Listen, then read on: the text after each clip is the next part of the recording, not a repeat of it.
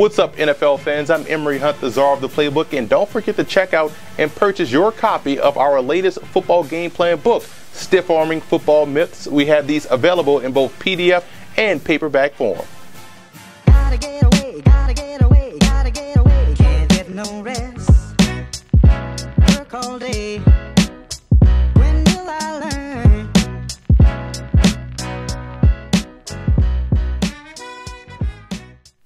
Welcome to FootballGamePlan.com, where football makes sense. I'm Emery Hunt, the czar of the playbook.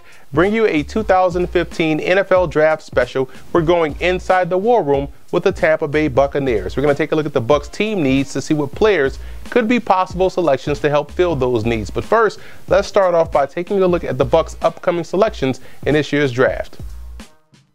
First, let's take a look at the mock draft rules. Number one, these picks are based off what I would do as the GM of the football team and what I believe the team needs are. And second, these rankings are my own personal rankings, which you can find on our website at footballgameplan.com/NFL draft. And this is not indicative of where I think these guys will actually go in April's draft. First, let's take a look at some of the team needs for the Tampa Bay Buccaneers. Number one, they have to find a franchise quarterback coming out of this draft class. Also look at trench warfare. Both the offensive line and defensive line can utilize some depth and some starters coming out this class as well. And you look at linebacker, maybe the inside backer, or maybe even depth behind the other outside backers could also be a place that they can go in this year's draft.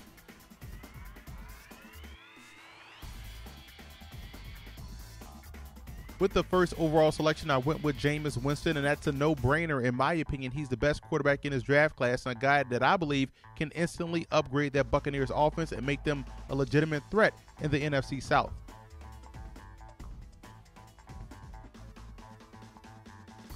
The Bucs need help at the defensive end spot. That's why Alvin Dupree out of Kentucky, the way this mock draft fell for the Bucs, getting Dupree at the top of the second round is a huge get because he becomes an instant starter on that defensive line.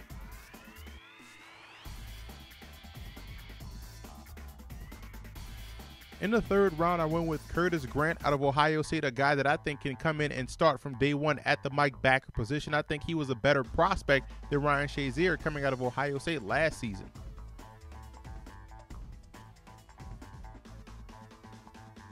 The Bucs get one of my favorite prospects in this year's draft class in James O'Shaughnessy out of Illinois State. He can play inline, blocks very well, also can flex him out and be a threat in the passing game. And now you team him up with Austin Seferian-Jenkins, you have a potent 1-2 punch at tight end.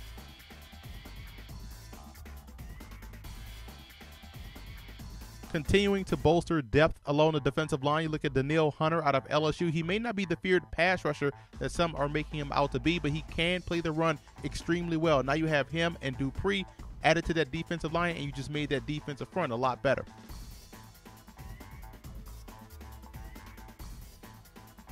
I like the fit of Jamison Crowder out of Duke, 5'8", 174, that plays a big-time game. His quickness is off the charts, and he also can help out in the special teams department.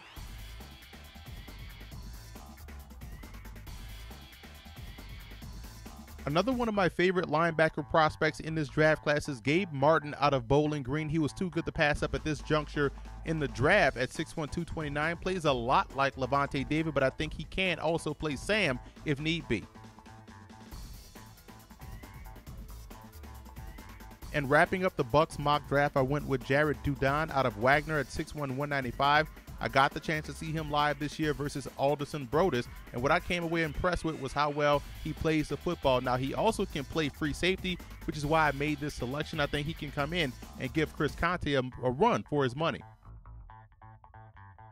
So let's recap my Buccaneers mock draft, and as you can see, I added some instant starter type talent on this roster with Winston, Dupree, Grant, I believe can start at Mike, and Dudon I think can have his say at free safety. Now overall, I didn't address the offensive line. I'm willing to roll the dice with some of the younger guys they drafted last year in the draft. So I think the offensive line, in my opinion, will look a lot better with better play at QB, which is why Winston is very important. And I also want to give a huge shout out to Buccaneer fan forums for always showing football game plan support.